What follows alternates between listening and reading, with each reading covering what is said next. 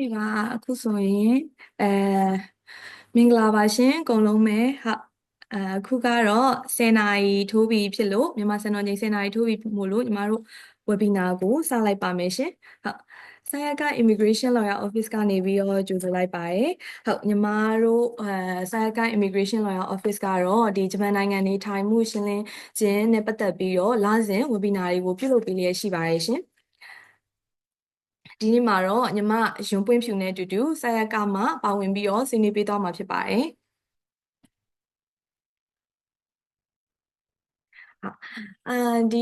ဒီလောက် webinar ရဲ့ဒီagenda ကိုပြောပြချင်ပါတယ်ရှင်ဒီလောက်ရဲ့ agenda ကတော့ညီမတို့ပေါ့နော်ဒီ company အကြောင်းကိုမိတ်ဆက်ခြင်း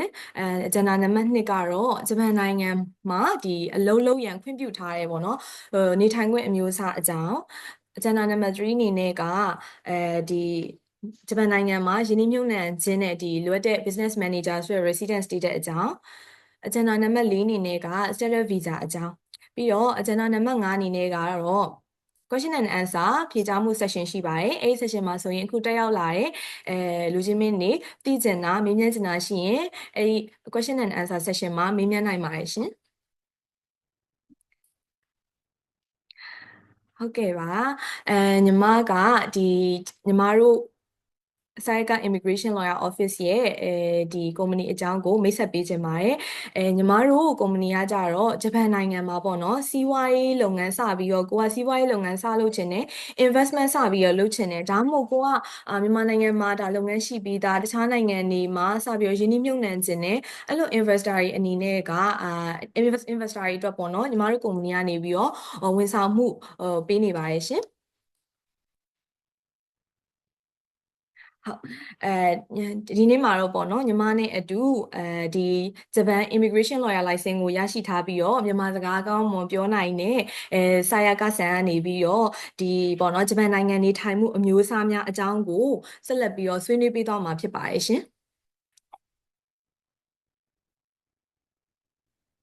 ဟုတ်ကဲ့ပါဟုတ်မင်္ဂလာပါအားလုံးပဲပါဝင်ပေးတဲ့အတွက်ကျေးဇူးအများကြီးတင်ပါတယ်ကျွန်မကဆာယာက Immigration Lawyer Office ကတထဲပါကျွန်မပြောချင်တာကresident status နေထိုင်မှုနဲ့ပတ်သက်ပြီးတော့မပြခင်အရင်ဂျပန်နိုင်ငံမှာမြန်မာလူမျိုးကဘယ်လိုလဲဆိုတာကိုရှင်းပြချင်ပါတယ်အခုပြတာတဲ့ဇာယာကဘက်ဘက်ကဟာညာဘက်ကဟာနှစ်ခုတော့ပေါ့နော်foreigner ကဂျပန်နိုင်ငံမှာဘယ်လိုလဲဆိုတာကိုပြတာတဲ့ statistics ဖြစ်ပါတယ် statistics figure ရတာကအရှိနှစ်2024နှစ်က6လပိုင်းက figure ဖြစ်ပါတယ်ဆိုတော့တစ်နှစ်လောက်ရှိပါပြီပေါ့နော်ဂျပန်နိုင်ငံမှာအများဆုံးရှိတဲ့ foreigner ကြတော့တရုတ်လူမျိုးဖြစ်ပါတယ်ဒုတိယလူမျိုးကဘာလူမျိုးလဲဆိုတာသိပါသလားဒုတိယကအခုဆိုရင်ဗီယက်နမ်လူမျိုးဖြစ်ပါတယ်နော်ပထမကတရုတ်ဒုတိယဗီယက်နမ်ပြီးလို့ရှိရင်ကိုရီးယားလူမျိုးဖိလစ်ပင်းလူမျိုးဘရာဇီးလူမျိုးနေပါလ်အင်ဒိုနီးရှားပြီးလို့ရှိရင်နံပါတ်8ကမြန်မာလူမျိုးပါပြီးလို့ရှိရင်တိုင်ဝမ်ပြီးရင် US အမေရိကဖြစ်ပါတယ်ပြီးရင်အခြားပေါ့နော်ဟုတ်ပြီအဲ့ဒါဆိုလို့ရှိရင်မြန်မာလူမျိုးကဘယ်နှစ်ယောက်လောက်ရှိလဲဆိုပြီးခဲ့တဲ့တစ်နှစ်မှာဒီညဘက်ကဇယားမှာအောက်ကနေ1 2 3တတိယဟာပေါ့နော်အောက်ကနေ1 2 3ဟုတ်ပါတယ်ဟုတ်ဘယ်နှစ်ယောက်လဲဆိုတော့အားလုံးပေါင်း3,306ယောက်ရှိပါတယ်အခုကတော့ပိုများတယ်တော့တင်ပါတယ်အဲ့ဒီမှာresident status visa ပေါ့နော်ဘာstatus နဲ့နေတိုင်းတာများတယ်ဆိုတော့ number 1က intern training resident status ဖြစ်ပါတယ်ဒါကြတော့အားလုံးက trainee တော့ခေါ်ကြတဲ့ status ဖြစ်ပါတယ်အလောလောတာပေါ့နော်ပြီးတော့ဒုတိယကလည်းspecify activity ဒါကြတော့တယောက်နဲ့တယောက်အရင်ဘာဖြစ်လို့နေရလဲဆိုတာမတူတဲ့ကျွင်းချက်ကိုစုထားတဲ့specify activity ဆိုပြီးပြောတော့လေဒါတော့ကျွင်းချက်ဖြစ်ပါတယ်ဒါပေမဲ့ဒုတိယအများစုပေါ့နော်ပြီးတော့တတိယ number 3က တခုတည်းကြီးဆိုတာအားလုံးသိကြတယ်ပေါ့နော်တခုတည်းဆိုတာအလုပ်လုပ်ဖို့အတွက်ဂျပန်အစိုးရကတူတူကြကြတတ်မှတ်တဲ့လုပ်ငန်းပဲအလုပ်လုပ်လို့ရပါတယ်ဥပမာအစားအသောက်ဥပမာပိုးပွားပြုစုဥပမာစောက်လို့ရေစိုက်ပျိုးရေအမျိုးမျိုးပေါ့နော်တတ်မှတ်တဲ့လုပ်ငန်းပဲအလုပ်လုပ်လို့ရပါတယ်ဟောအဲ့ဒါလည်းများပါတယ်ပေါ့နော်1,900နော်အယောက်1,900ရှိပါတယ်အခုဆိုရင်တော့ပိုများတယ်လို့ထင်ပါတယ်အဲပြီးတော့ number 4က student ပါ student ဆိုတာတက္ကသိုလ်တက်တဲ့ကျောင်းတက်တဲ့အဲ့ဒီ status ပေါ့နော်ဒါလည်းများပါတယ် number 5ကengineer humanities international လို့ခေါ်တယ်ပေါ့နော်ဒါကြီးကပါတယ်ဆိုအားလုံးက work visa လို့ခေါ်ကြတဲ့ဥစ္စာဖြစ်ပါတယ် work visa ဆိုတာကဂျပန်ကုမ္ပဏီတို့အဖွဲ့အစည်းကဖိတ်ပြီးတော့အလုပ်ရပြီးတော့ employment contract ကိုချုပ်ပြီးတော့ဂျပန်နိုင်ငံကိုလာရောက်တယ်ပေါ့နော်အလုပ်လုပ်ဖို့အတွက်လာရောက်တယ်အဲ့ဒီ status ဖြစ်ပါတယ်ဒါလည်းများပါတယ်1,200ရှိပါတယ်နောက် slide ကိုတွားပါ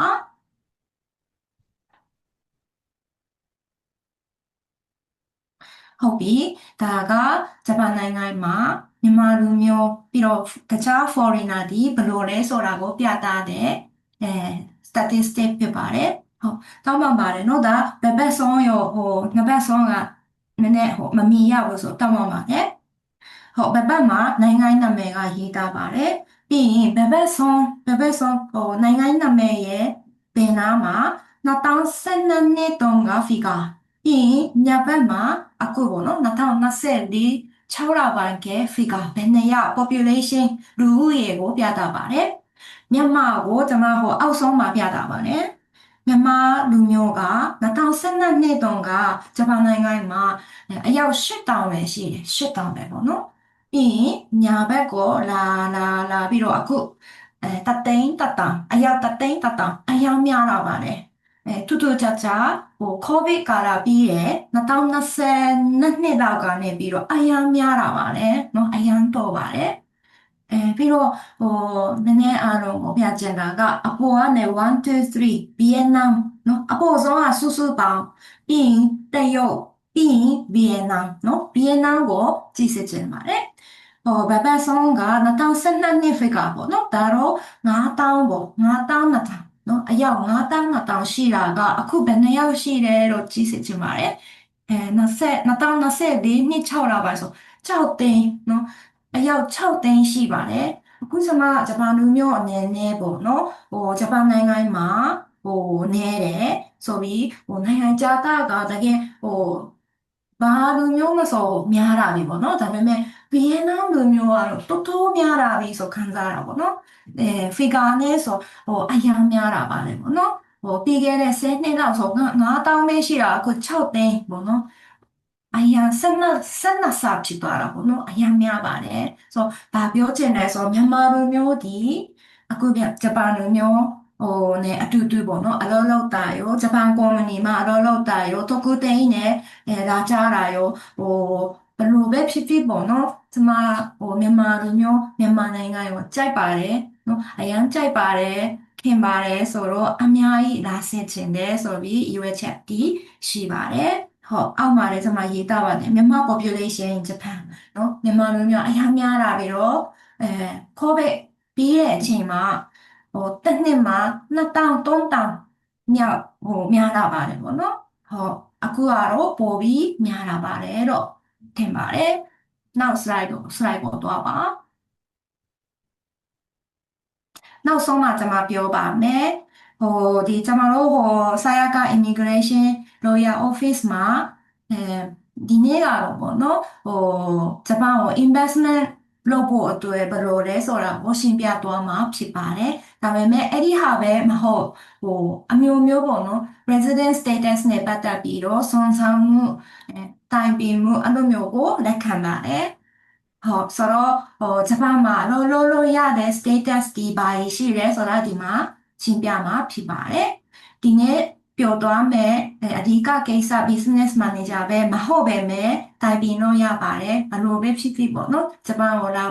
လာချင်တယ်လာနိုင်လားအဲ့လိုမျိုးမဲကုံကိုမဲကြတော့ရပါတယ်ဘယ်ဘက်မှာပြတာတဲ့ဒီဇိုင်ယာပေါ့နော်ဒါကြတော့လေ resident status ဒီအကုန်လုံးကိုပြတာပါတယ်အကုန်လုံးဆိုတော့လေ diploma တော့ဟို artist ဘောနော်အဲ့လိုမျိုးဟိုတိတ်ဟိုတော်တော်များစုနဲ့မဆိုင်တာလည်းပြတာပါတယ်ကျမတို့ ਨੇ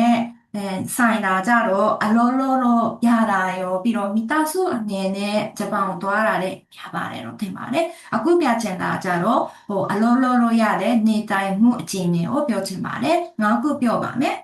အရင် number 1 engineer specialist in humanities international service ဒါက official နာမည်ပေါ့နော် official နာမည်ကဒီတော့ပါအားလုံးခေါ်ကြတာဝါဗီဇာတော့ခေါ်ကြပါတယ်နော်ဟိုဂျပန်ကုမ္ပဏီဂျပန်အဖွဲ့အစည်းမှာအလုပ်ရပြီးတော့ employee ခန့်ပြီးတော့ဟို employment စာချုပ်ချုပ်ပြီးတော့ဂျပန်ကိုသွားမဲ့အခါမှာဒီ resident status နဲ့သွားပါမယ်နံပါတ်2က business manager ဂျပန်လိုဟို KA 管理ကိုခေါ်ပါတယ်ကုမ္ပဏီ run မယ် business run မယ်အဲ့လိုမျိုး resident status ဖြစ်ပါတယ်နိုင်ငံခြားသားတဲ့ဂျပန်မှာကုမ္ပဏီဖွင့်လို့ရပါတယ်နော်ဒါကtoday main theme today ဒီနေ့အဓိကပြောမယ်ကိစ္စဖြစ်ပါတယ် number 3ကtechnical intern training ဒါက trainee visa ဖြစ်ပါတယ်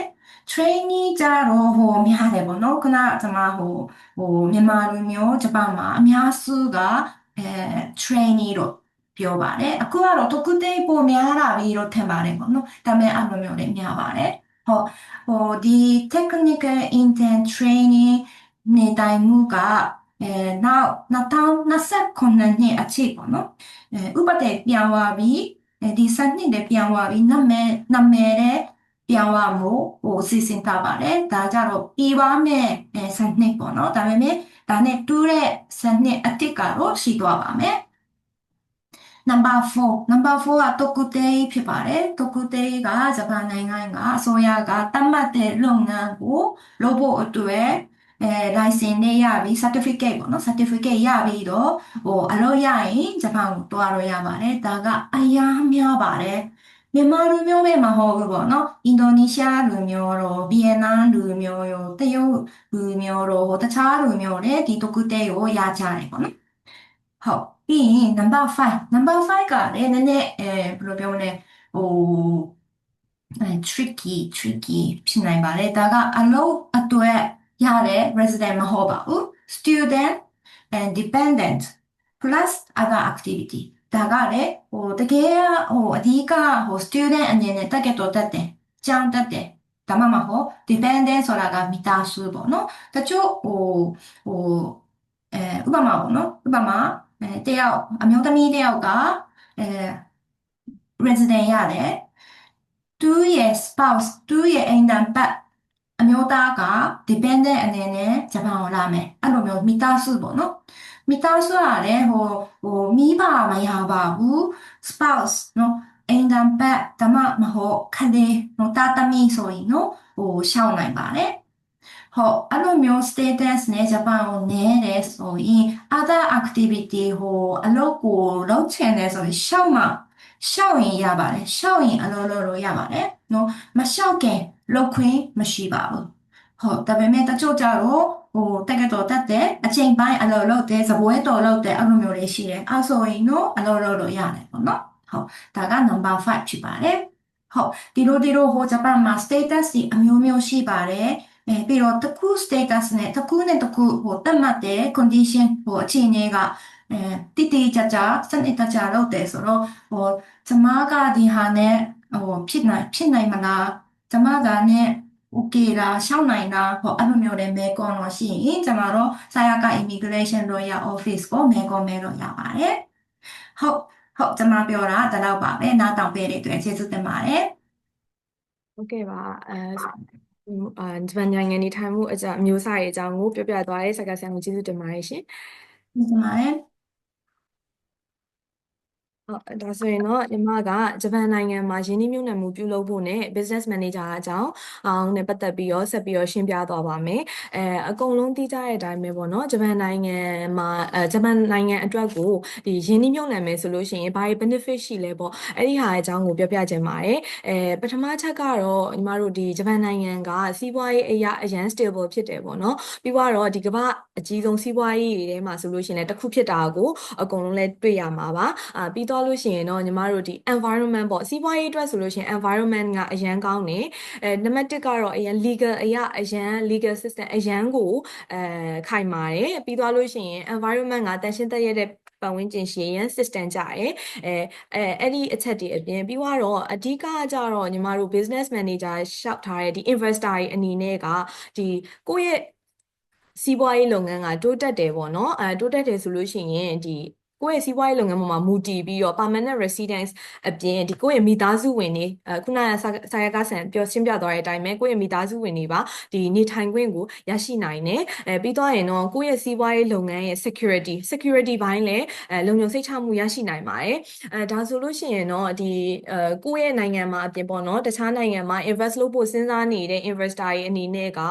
ဒီဂျပန်နိုင်ငံကလည်းအရန်ကောင်းတဲ့ option တစ်ခုဖြစ်ပါတယ်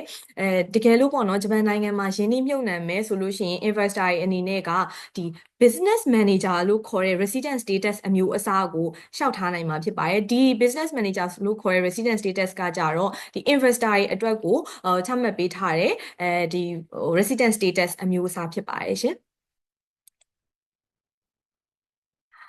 ဟုတ်နောက်တစ်ခုကကြတော့ညီမတို့ပေါ့နော် investor တွေအနေနဲ့ကကိုကတခြားနိုင်ငံမှာဂျပန်နိုင်ငံမှာပေါ့နော်သွားပြီးတော့ invest လုပ်မယ်ဘာတွေ challenge ရှိနိုင်လဲဘာတွေအခက်အခဲရှိနိုင်လဲဆိုတဲ့ဟာမေးခွန်းကိုအတွက်ကိုပေါ့နော်ညီမတို့ပြောပြချင်ပါတယ်ဒါကြတော့ပထမချက်ကတော့ဘာသာစကား language barrier အတွက်ကိုဒါ challenge ကတော့ရှိနိုင်ပါတယ်ပြီးသွားရင်တော့တကယ်လို့ language ကိုကဂျပန်စကားမပြောနိုင်ဘူးပေါ့နော်မပြောနိုင်ဘူးဆိုရင်လည်း investor အနေနဲ့ကရပါတယ် invest လုပ်လို့ရပါတယ်နောက်တစ်ခုကကြတော့ညီမတို့legal ဘိုင်းပေါ့ legal ဘိုင်း process လုပ်တဲ့အချိန်မှာအခက်အခဲတွေရှိနိုင်ပါတယ်အခက်အခဲရှိနိုင်တယ်ပြီးတော့ရင်တော့နောက်တစ်ခုကညီမတို့ဒီ investor တွေအတွက် target ဖြစ်တဲ့ဒီ business manager resident status ရှောက်ထားခြင်း process လုပ်တဲ့process တွေပေါ့နော်အဲ့အတွက်တွေကိုတော့ဒါအဓိကအခက်အခဲအနေနဲ့ကတော့ရှိနိုင်ပါတယ်ဒါပေမဲ့ညီမတို့ဒီSayaka Immigration Lawyer Office ကဒီပေါ်ကပြထားတဲ့အခက်အခဲတွေကိုညီမတို့ကုမ္ပဏီမှာ service ပေးနေတယ်ပြီးတော့ဘယ်လိုမျိုး service လဲညီမတို့ကုမ္ပဏီစပြီးတော့ထောင်တာကစပြီးတော့ဒီ visa လျှောက်တဲ့ process တွေ office setup လုပ်တဲ့ setup တွေအကုန်အပါအဝင်ပေါ့နော် basic ဖြစ်တဲ့ service တွေပါပေးနေတဲ့အတွက်ကြောင့်မို့လို့ညီမတို့ဒီ investor လုပ်ချင်တဲ့လူကြီးမင်းတွေအနေနဲ့ကတကယ်ကိုဂျပန်နိုင်ငံမှာပေါ့နော်ကို invest လုပ်မယ်ဆိုကိုယ့်ရဲ့စီးပွားရေးလုပ်ငန်းတိုးတက်ဖို့ပဲအာရုံစိုက်လို့ရပါတယ်ရှင်ဟုတ်နောက် slide ကိုသွားပါမယ်ဒီဟာကကြတော့ညီမတို့ရဲ့ဒီ Sayaka Immigration Lawyer Office မှာဒီပေးနေတဲ့ service တွေပေါ့နော် service တွေအကြောင်းကိုပြပြပေးထားပါတယ်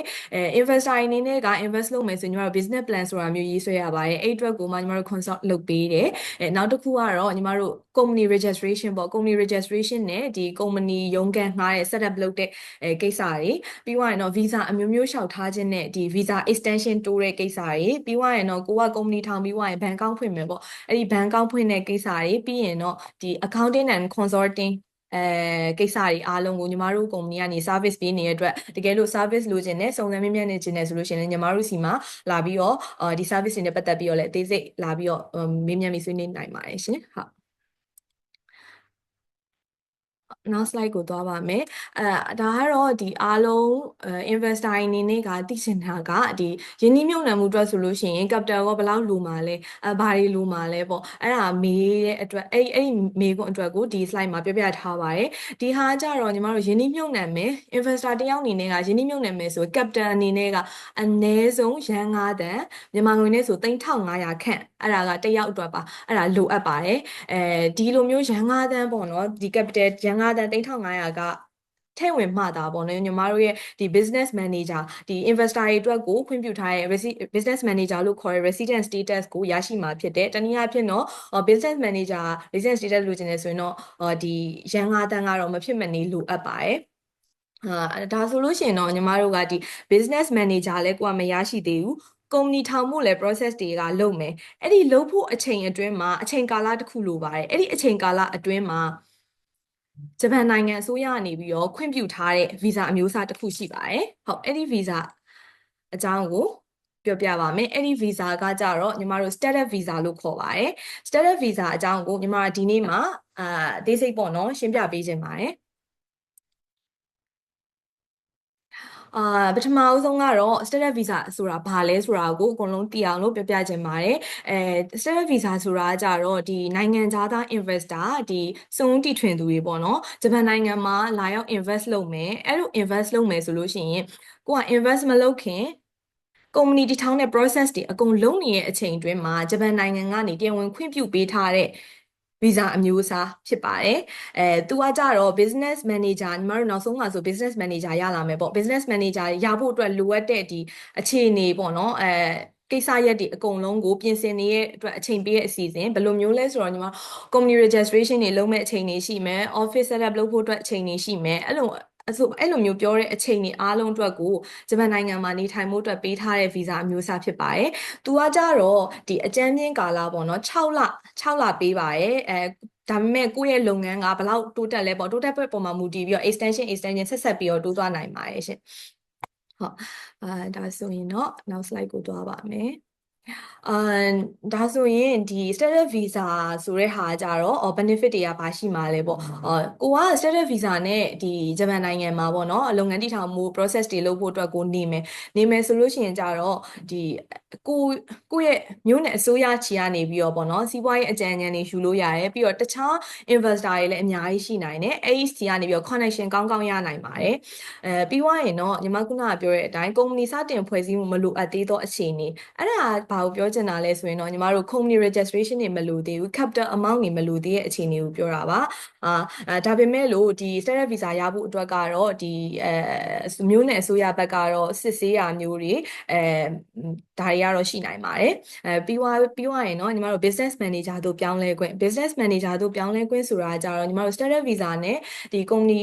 process တွေကိုcompany ထောင်တဲ့ process တွေကိုလုပ်မယ်ဒါပေမဲ့နောက်ဆုံးမှာဆိုလို့ရှိရင်တော့ညီမတို့ business ညီမတို့ရဲ့ဒီ investor တွေအတွက်ခွင့်ပြုပေးထားတဲ့ visa ဖြစ်တဲ့ business manager ကိုပြောင်းလဲခွင့်ကိုရရှိမှာဖြစ်ပါတယ်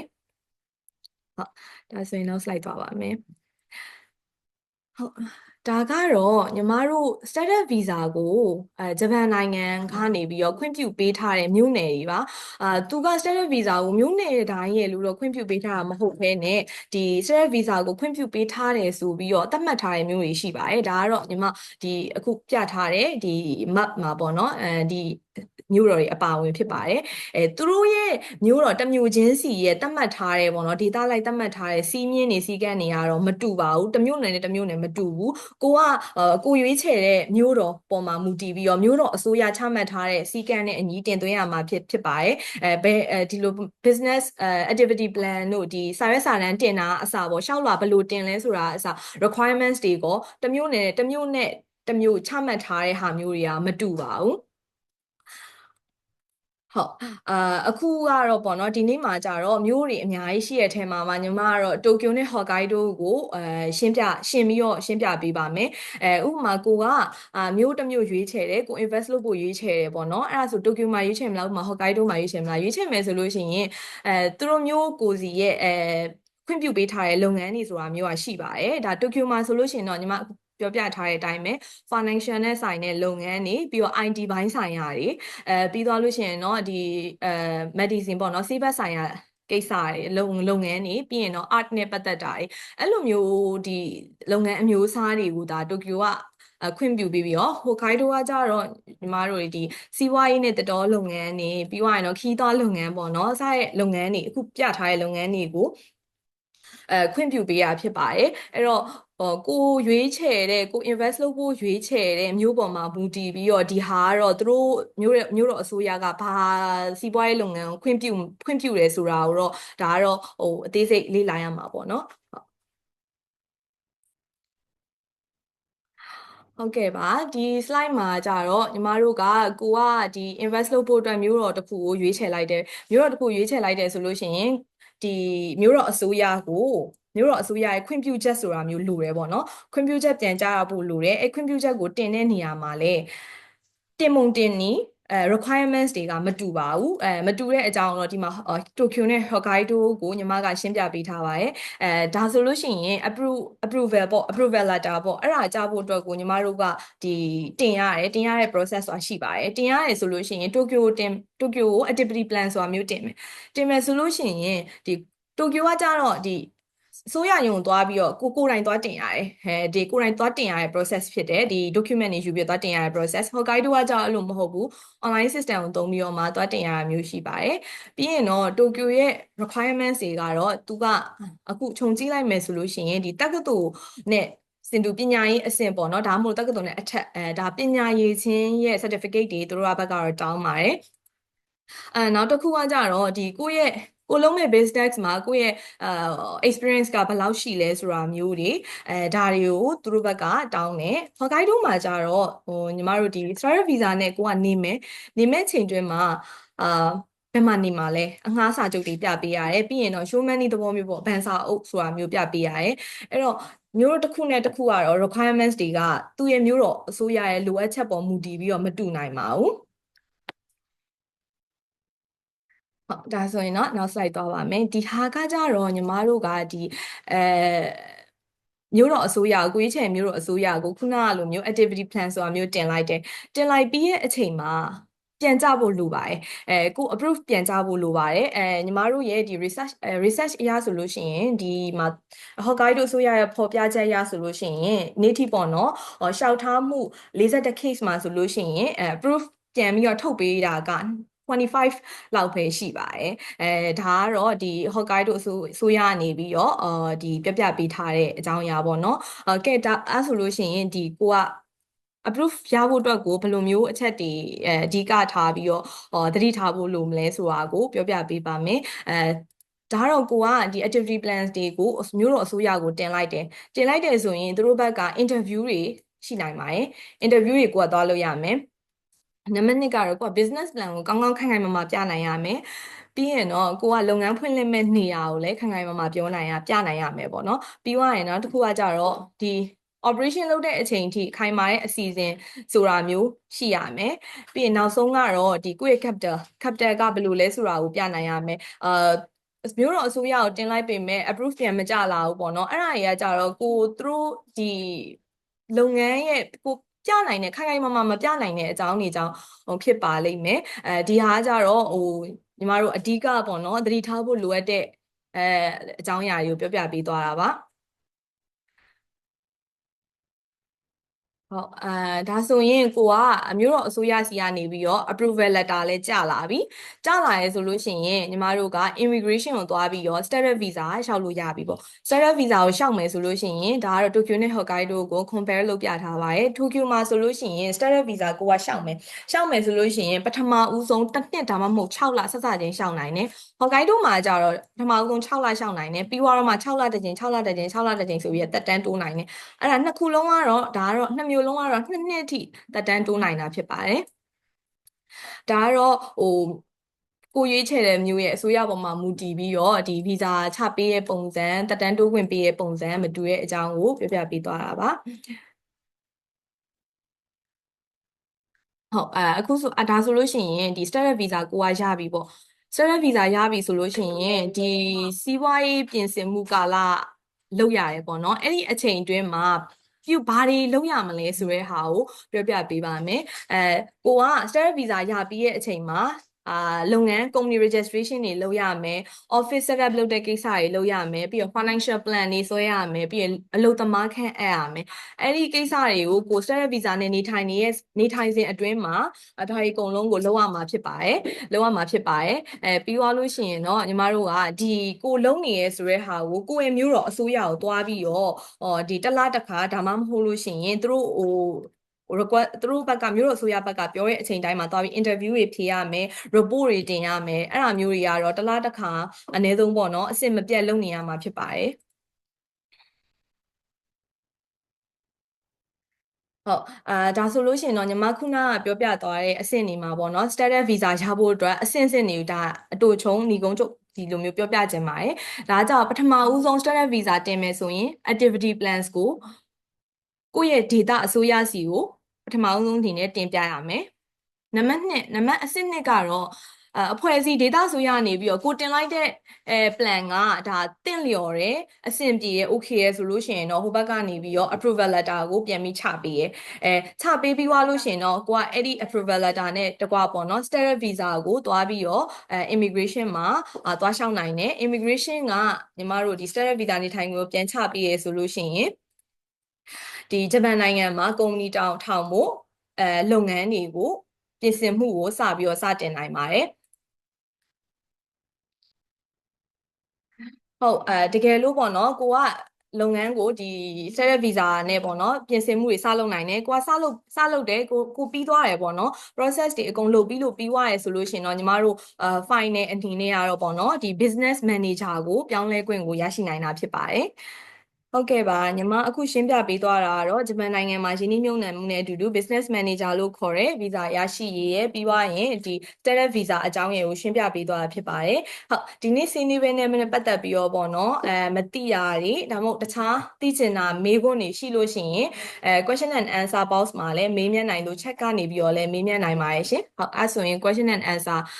session လေးစပါမယ်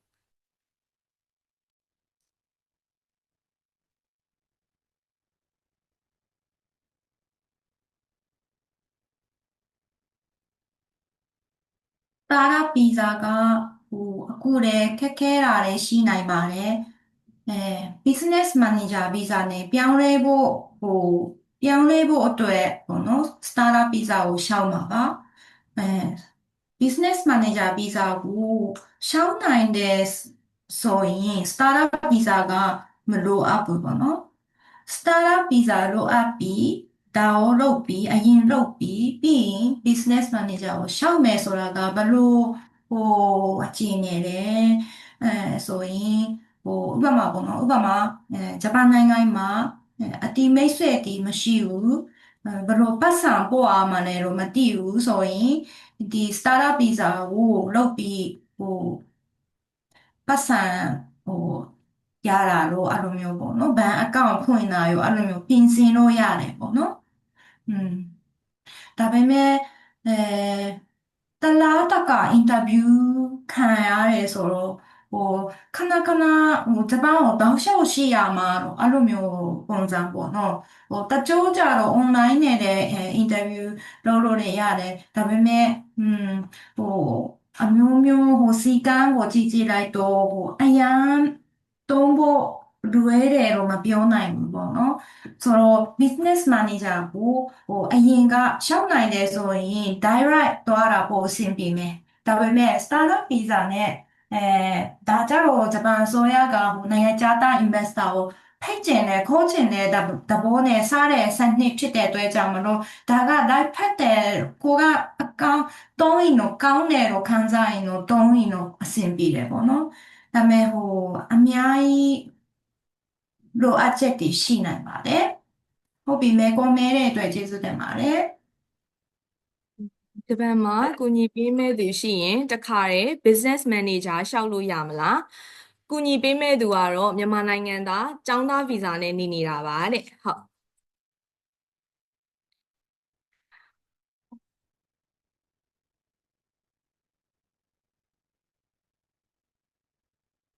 ဟုတ်ကဲ့ပါဂျပန်နိုင်ငံမှာကူညီပေးမဲ့သူရှိမယ်ဆိုလို့ရှိရင်တော့ခုနကပြောသွားတဲ့အတိုင်းပဲပေါ့နော် business manager ကိုတန်းလျှောက်လိုက်တာကတော့ပို့ပြီးတော့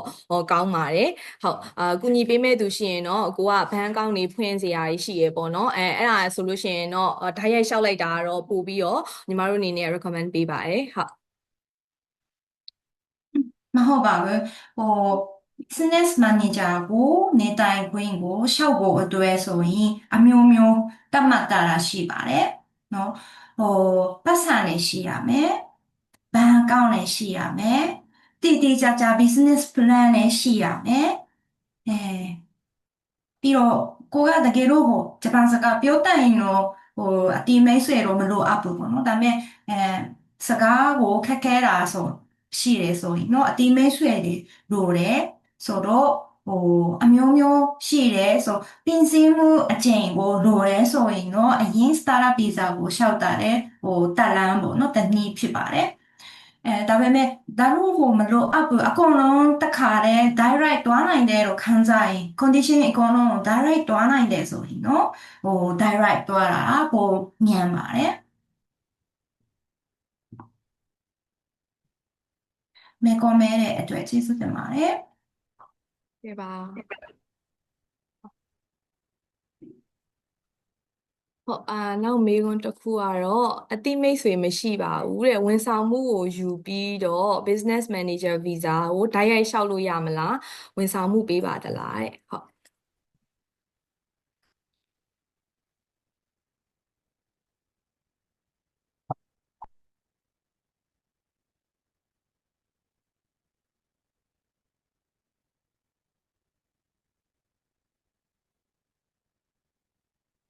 ဟုတ်ကဲ့ပါဟုတ်အတိမိတ်ဆွေမရှိဘူးပေါ့နော်ဝန်ဆောင်မှုကိုယူပြီးတော့ business manager visa ကိုလျှောက်မယ်ဆိုလို့ရှိရင်တော့ညီမတို့ကုမ္ပဏီကနေပြီးတော့ဝန်ဆောင်မှုပေးနေပါတယ်ဟုတ်ခုနကစာကဆန်ရှင်းပြသွားတဲ့အတိုင်းပဲပေါ့နော်ဒီ business manager ကိုလျှောက်မယ်ဆိုလို့ရှိရင်လိုအပ်ချက်တွေကတော့ရှိပါတယ်အဲဒီလိုအပ်ချက်တွေကိုကိုကဘယ်လိုမျိုးရှိလဲဆိုတဲ့ဟာကိုညီမတို့စီကိုလာပြီးတော့အသေးသေးဆွေးနွေးနိုင်ပါတယ်ရှင်ဟုတ်ဖုန်းဆက်ပြီးတော့လည်းဖြစ်ဖြစ်ဟုတ်ဆွေးနွေးနိုင်ပါတယ်ခုနပြောတဲ့လို့ပေါ့နော်အတိမိတ်ဆွေရှိရမယ်ဆိုတဲ့စီကမရှိဘူးပေါ့နော်ဘယ်သူမှဂျပန်နိုင်ငံမှာအတိမိတ်ဆွေမရှိတာလေဘာပြဿနာမှမရှိပါဘူးဒါပေမဲ့အမှန်တကယ်ရှိတာပို့ပြီးတော့လွယ်တဲ့အဲ့ဒါပဲပေါ့နော်ဘာမှမရှိတဲ့ဘယ်သူမှမရှိတဲ့ရပါတယ်ကျမတို့ကတော့service အနေနဲ့ပေါ့နော်တချို့ဧည့်သည်ကတကယ်ချင်းကဂျပန်နိုင်ငံမှာ investment လုပ်ဖို့ company ထောင်းကျင်တဲ့အခါမှာဒါဘာလုပ်ချင်လဲနော်ဘာလုပ်ငန်းလုပ်ချင်တာလဲဆိုင်ဖွင့်ချင်တာလား trading လုပ်ချင်တာလားအဲ IT လုပ်ငန်းလုပ်ချင်တာလားအကုန်လုံးဘာလုပ်ချင်လဲဆိုပြီးတော့ကျွန်တော်တို့ကမဲကောင်းမဲပါမယ်ပြီးလို့ရှိရင်အစိုးရကိုလေ business plan ဒီတိတိကျကျဆွဲပြီးတော့ figure တဲ့တစ်နှစ်နှစ်နှစ်သုံးနှစ်ဆွဲပြီးတော့တင်ဖို့လိုပါတယ်ဆိုတော့အဲ့လိုမျိုးပေါ့နော်အကုန်လုံးပြီးတော့ဘဏ်ကောင်ဖွင့်တာရောဘယ်နေရာမှာရုံးခန်းကမှလည်းနော်အကုန်လုံးကို consulting လုပ်ပေးမှာပါလုပ်ပေးမှာမဟုတ်ဘူးနော် consulting လုပ်ပြီးတတိယရဲ့ဘာဖြစ်ချင်လဲဘာ business plan လုပ်ချင်လဲဆိုတာကိုနားတောင်ပြီးအတူတူသွားမယ်အဲ့လိုမျိုးပေါ့နော်လုပ်ပေးပါမယ်ဆိုတော့ဟိုဟိုစကားပြောဖို့အတွက်ဆိုရင်တော့ကျမတို့ရန်ကုန်မှာလည်းရုံးရှိတယ်東京မှာလည်းရှိတယ် online နဲ့တိုင်ပင်လို့ရတယ်ဆိုတော့ဟိုအချိန်မရွေးပေါ့နော်မဲကုန်လို့ရှိရင်မဲလို့ရပါတယ်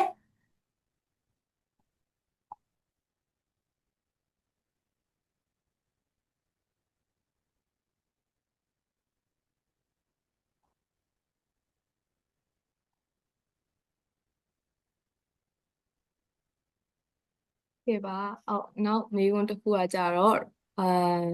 real estate လုပ်ငန်းကိုလုပ်ချင်ပါတယ်ဘာတွေလိုအပ်မလဲတဲ့ဟုတ်မေးထားပါတယ်ရှင်ဟုတ်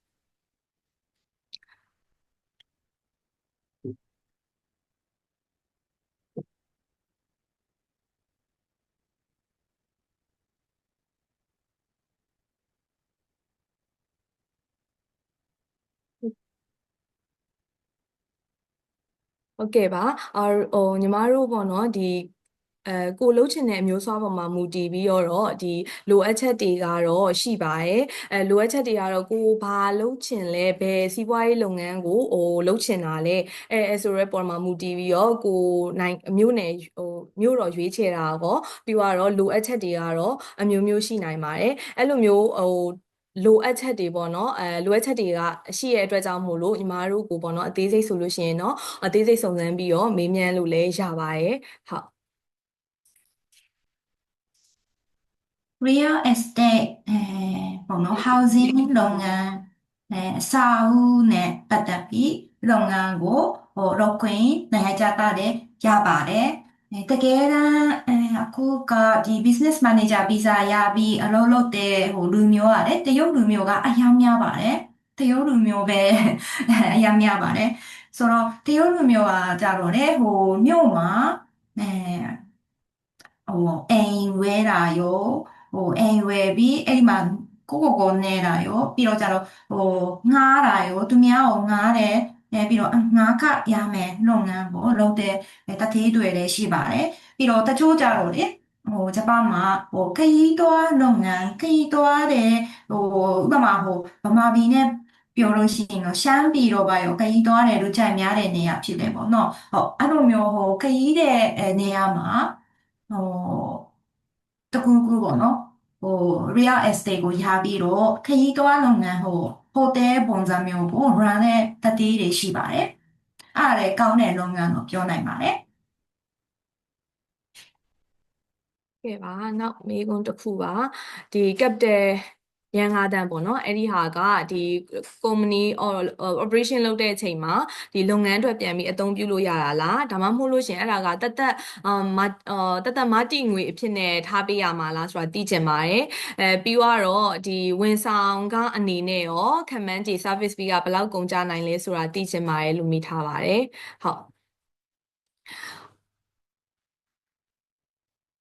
ဟုတ်ဒီ capital ဆိုတာကတော့ညီမတို့ကဒီယင်းနှိမ့်မြုပ်နှံငွေဖြစ်တဲ့အတွက်ကြောင့်မို့လို့ company operation အတွက်လည်းဒီသုံးလို့ရပါတယ် company လည်ပတ်ဖို့အတွက်ကိုသုံးလို့ရတာမျိုးပါဟုတ်တသက်မတည်ငွေဆိုပြီးတော့တသက်ထားပေးရမှာမျိုးမဟုတ်ဘူးကိုကဒီ capital တွေကပဲ operation လုပ်ဖို့အတွက်ဇရိတ်တွေကိုသုံးလို့ရပါတယ်ရှင်ဟုတ်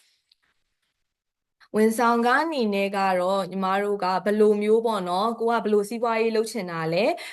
ကိုရွေးချယ်တဲ့စီးပွားရေးလုပ်ငန်းကဘယ်လိုရှိမှာလဲဆိုတဲ့အပေါ်မှာမူတည်ပြီးတော့မှညီမတို့နဲ့ consult လုပ်ပြီးတော့မှအသေးစိတ်ကိုညီမတို့ဘက်ကနေပြီးတော့ပြောပြပေးနိုင်ပါတယ်ရှင်ဟုတ်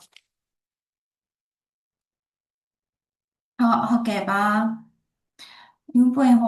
ငါ1900နဲ့350အဲ့ဒါတူတူပဲနော်ငါးတန်း5 million 5 million မှားသွားမှာဆိုတော့တူတူပဲလားလိုအပ်တာကဂျပန်500万5 million ယန်ဖြစ်ပါတယ်ပေါ့နော်ကပီတယ်မြန်မာငွေပေါ့နော်နဲ့ဆိုရင်တော့3500ခန့်ဟုတ်ကဲ့မြန်မာ unit ကမတည်တော့ sorry ငါသိန်း15003500မြန်မာငွေအဲ့ဒါမြန်မာငွေမဟုတ်ဘူးလေဒီတတိယမြန်မာငွေမဟုတ်ဘူးဟုတ်ရန်ယန်1500 900မှန် 1500 sorry ပါနော်500万5 million ပါ5 million ဟုတ်ယန်ပါတယ်5 million ဟုတ်ပါတယ်ဟုတ်မှန်တယ်နော်ဟုတ်ပြီ1500ဟုတ်ပါတယ်ဟုတ်အဲ့ဒါကအနည်းဆုံးပေါ့နော် capital ဒါပေမဲ့လုပ်ငန်းပေါ်မှာမူတည်ပြီးပိုပြီးလိုတဲ့လုပ်ငန်းဆိုရင်ဥပမာခုနပြောတလို့ပေါ့နော် real estate ကိုpurchasing ဝယ်မယ်ဆိုရင်နော်900နဲ့ဝယ်နိုင်မှာအဲ့တခုမှမရှိပါဘူးဆိုတော့ဗမာပြည်မှာလည်းမရှိဘူးပေါ့နော်ဟုတ်ဆိုတော့capital အနည်းဆုံးက5 million ဖြစ်ပါတယ်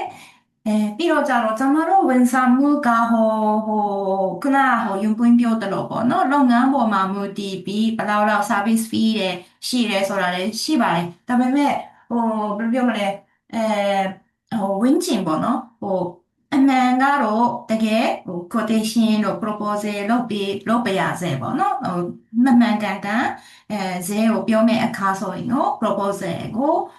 ပေးပြရစေဒါပေမဲ့ဝင်းကျင်အနည်းဆုံးဘယ်လောက်ဆိုပြောနိုင်လဲဆိုရင်ကုမ္ပဏီကိုထောင်းဖို့အတွက်ပေါ့နော်ကုမ္ပဏီကိုထောင်းဖို့အတွက် capital နဲ့တက် service fee ကgovernment charges အစိုးရကိုပေးရမယ်ပတ်စံတွေရှိတယ်ဆိုတော့30万円だから3点4点ပေါ့နော်300,000 yen ဝန်းကျင်ချပါမယ်ပြီးတော့business manager visa လျှောက်ဖို့အတွက်က2သိန်း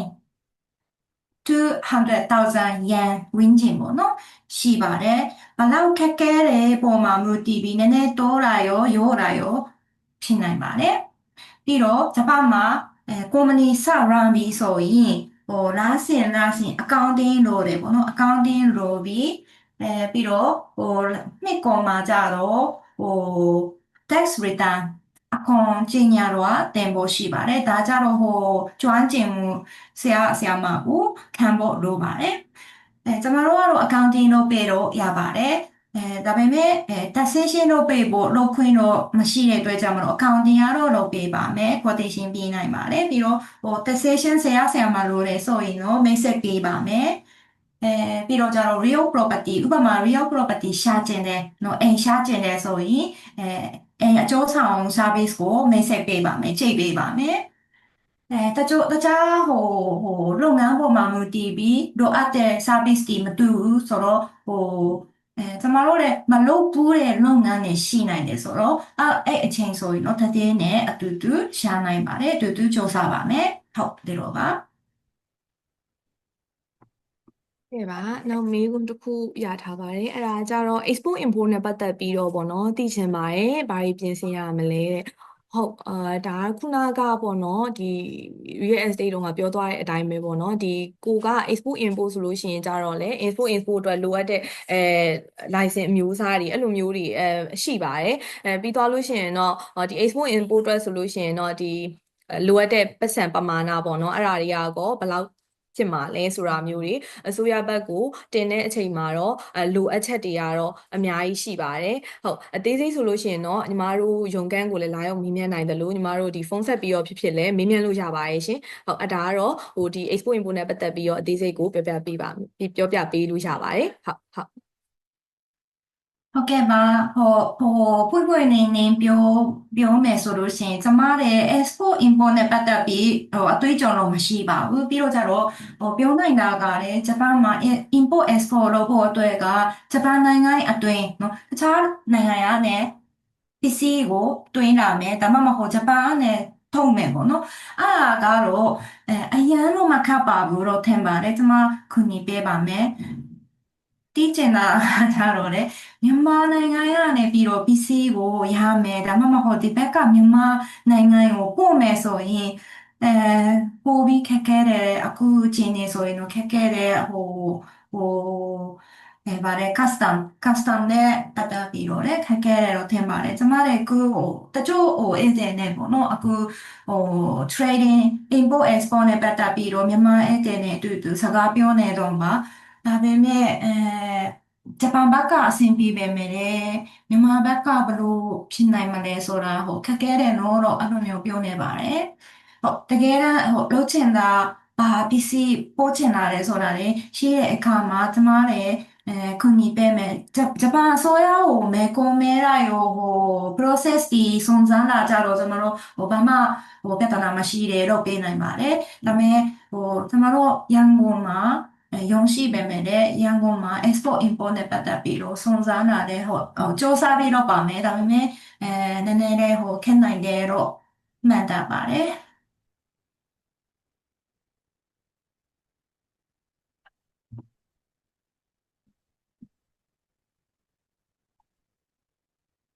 business plan ဆွဲတာနဲ့ပတ်သက်ပြီးတော့သိချင်ပါတယ်ကျမတို့ဘက်ကဆွဲပြီးသားကိုအကြံပေးတာမျိုးလားဒါမှမဟုတ်ရင် business plan ဆွဲပေးတဲ့ဝန်ဆောင်မှုရောရှိမလားဟုတ်ဆိုပြီးတော့မေးခွန်းမေးထားပါရဲ့ရှင်ဟုတ်စကားဆန်ဖြေပေးပါဦးဟုတ်ဟုတ်နှစ်ခုလုံးရပါတယ်ဒါပေမဲ့business plan ဆွဲမဲ့ EU ချက်ကပထမတော့အစိုးရကိုတင်ပြီးနေတိုင်ခွင့်ပြုဖို့အတွက်ခွင့်ယူဖို့အတွက်ပေါ့နော်အဲ့ဒါအဓိကအစဟုတ်ပါတယ်ဒါပေမဲ့နောက်လည်းတကယ်တော့ business manager visa ရပြီ company တွေရပြီ run ပြီဖြစ်တဲ့နောက်နှစ်မှာတက်တန်းတိုးရတဲ့အချိန်မှာ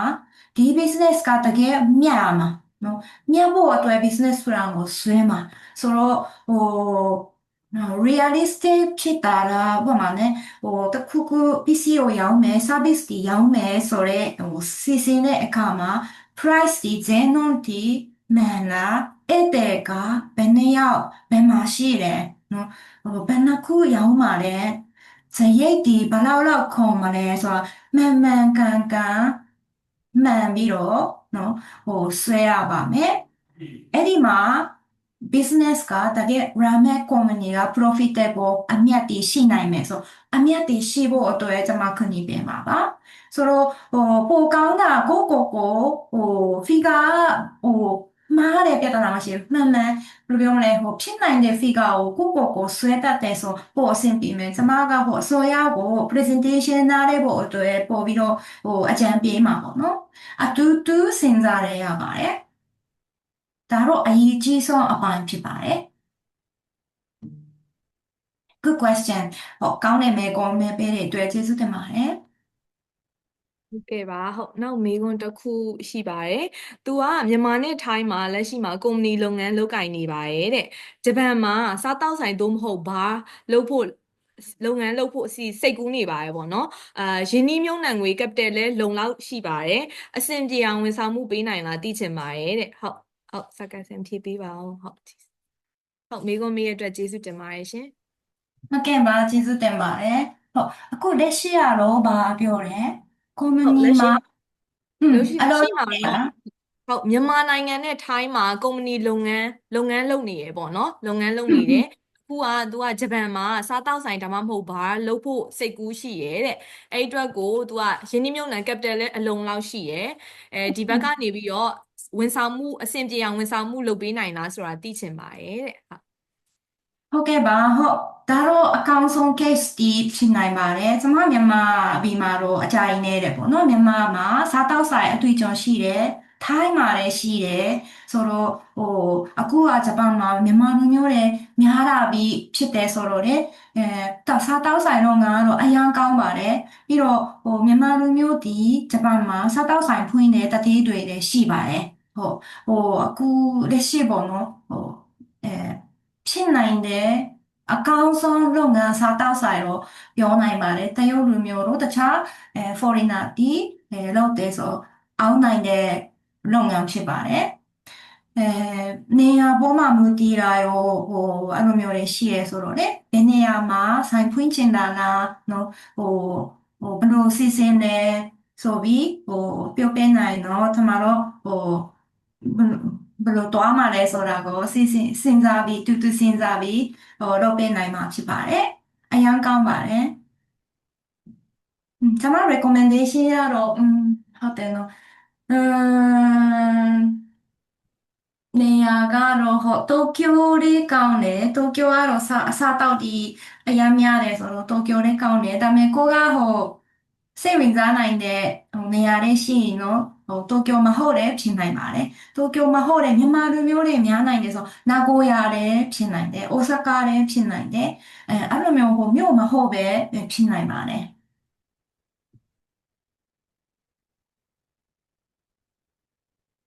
good question ဒါနဲ့အရန်စိတ်ဝင်စားစရာကောင်းတယ်မြေကွန်းကျေးဇူးတင်ပါတယ်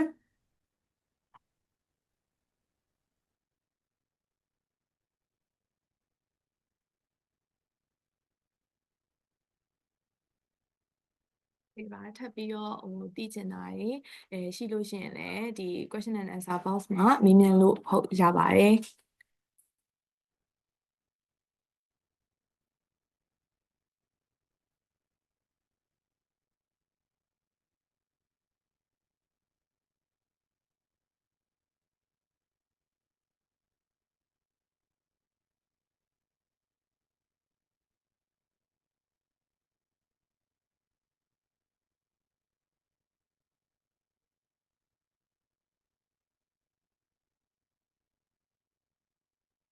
ချက်ချင်းနဲ့မဟုတ်ပဲနောက်ကမဲကွန်ဖိုးရတဲ့အခါမှာဆက်သွယ်လို့လည်းရပါတယ်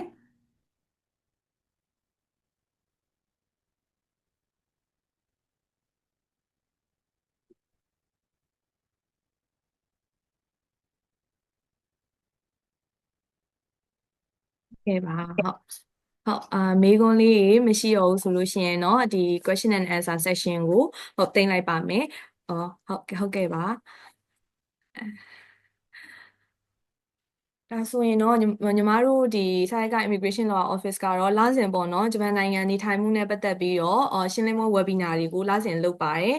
ဟုတ်နောက်လမှာလည်းနောက်လဇွန်လ30ရက်နေ့10နာမနက်10နာရီမှာလည်းပေါ့နော်ဒီ Select Visa အကြောင်း Part 2ကိုပြောပြပေးသွားမှာဖြစ်ပါတယ်အဲ့မှာတော့ကိုကဒီမြန်မာလူမျိုး investor အနေနဲ့ဘယ်လို cities မျိုးကို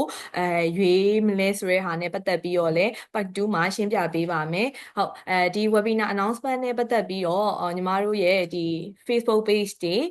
Instagram တွေ Telegram တွေမှာလည်းအမြဲတမ်းပေါ့နော်ဒီ announcement ကို webinar announcement ကိုလာဆင်လုပ်လျက်ရှိပါတယ်ဒီအခုပြထားတဲ့ဒီ QR code ကနေပြီးတော့လည်း register ဝင်ပြီးတော့လုပ်နိုင်ပါတယ်ရှင်ဟုတ်ဒီနေ့ပြောသွားတဲ့ကိစ္စအကြောင်းအရာကြီးအပြင်ပေါ့နော်တခြားသိချင်တာတွေမေးမြန်းချင်တာတွေရှိရဆိုလို့ရှိရင်တော့ညီမအခုပြထားတဲ့ဒီ email ကနေပြီး official email ကနေပြီးတော့လည်းမေးမြန်းနိုင်သလိုဒီဖုန်းနံပါတ်တွေ Viber တွေကနေပြီးတော့လည်းမေးလို့ရပါတယ်line ကောင်းရှိမယ်ဆိုလဲ line ကောင်းကနေမေးမြန်းနိုင်ပါတယ်ပြီးသွားရင်တော့ညီမတို့ဒါရန်ကုန်မှာဆိုလဲရုံးခန်းရှိပါတယ်ရုံးခန်းအခုဒီမှာ address ပြပေးထားပါတယ်ဒီ address ကိုလာပြီးတော့လဲစုံစမ်းပြီးတော့မေးမြန်းနိုင်ပါအခမဲ့စုံစမ်းပြီးတော့မေးမြန်းနိုင်ပါတယ်ရှင်ညီမတို့ကဖိတ်ခေါ်ပါတယ်ဟုတ်ကဲ့ပါဒီနေ့ webinar ကိုပေါ့နော်အချိန်ပေးပြီးတော့တက်ပေးကြတဲ့သူတွေရောမေးခွန်းတွေအများကြီးမေးပေးကြတဲ့လူတွေရောညီမတို့Sayaka Immigration Law Office မှာညီမရုံးပွင့်ဖြူနဲ့Sayakaဆန်ကကျေးဇူးအများကြီးတင်ပါတယ်ရှင်ဟုတ်